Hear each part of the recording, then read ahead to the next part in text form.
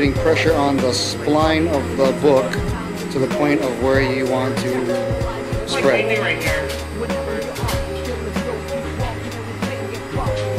And gradually coming down off the jack.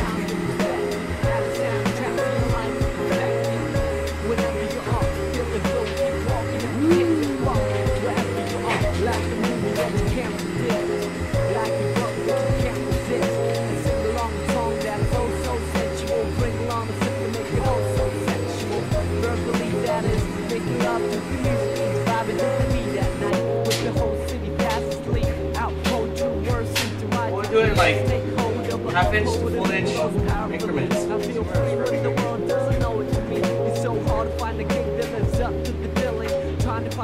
where the tire is dirty. That's where it's rubbing.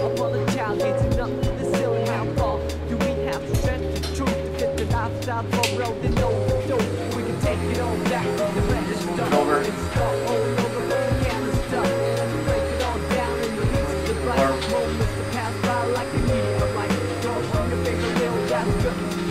Lower it like little by little. I say about maybe 5 mils every time. You want to be really patient with it because even though that you're running the heat gun on it, it can still crack.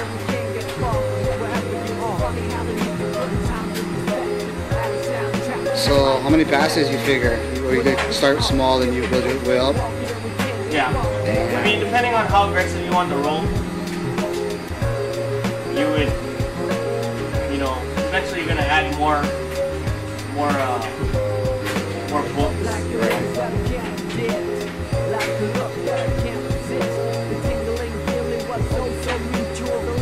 But let it remind you, like, the more gap you have in between your fender and your wheel, the more books you're gonna need.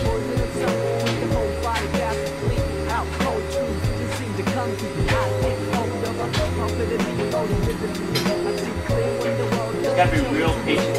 And this is only like to get a few millimeters done to your fenders.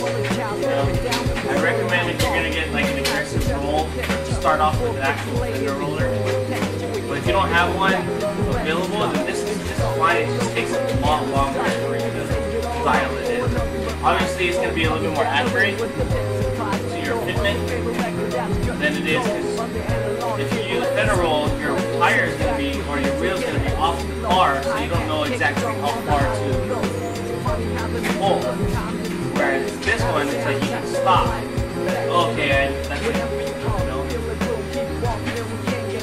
And so after, you know, the heat dissipates and stuff, is there like does it like juice back in thing or stay out? When the heat dissipates, when it cools off, does it normally like no, it should stay. It should stay? It should stay. What I like to do is get on the truck and then jump on it.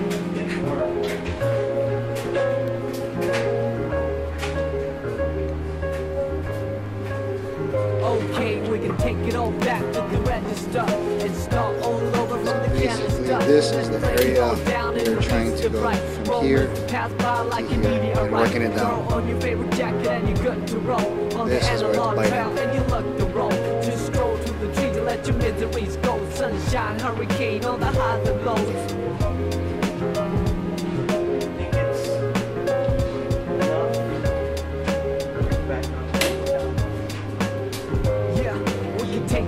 So as opposed to some of the other videos where they do the similar thing with the heat gun and phone books, I've seen those where they actually like dislocate their arms and they actually like blow up the whole car on the book.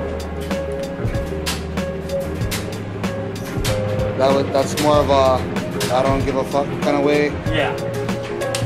Or like you could use a bat and wedge it in between the tire.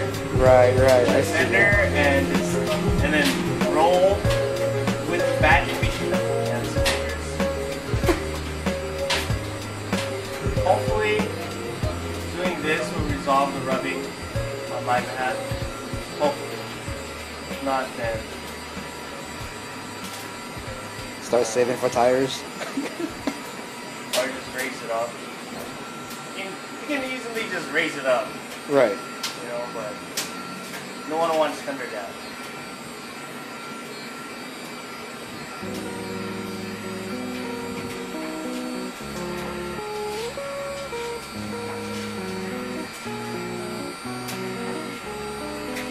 They say you gotta be real patient. You won't see automatic results. Sometimes it may take even like a few hours. Like, okay, for example, it's like, okay, I got a little bit of pull. I'm gonna go see and take it for a test drive and see if it rubs. And then come back and it's still rubbing, and it's really monotonous. Really irking.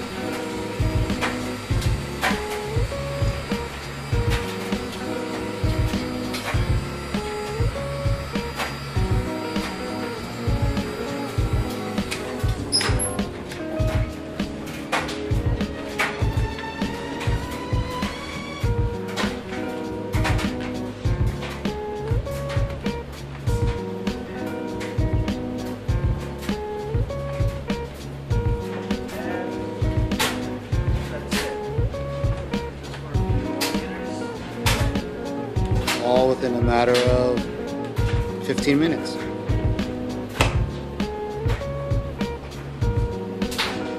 Hold it out a little bit. That's pretty much what I was looking at.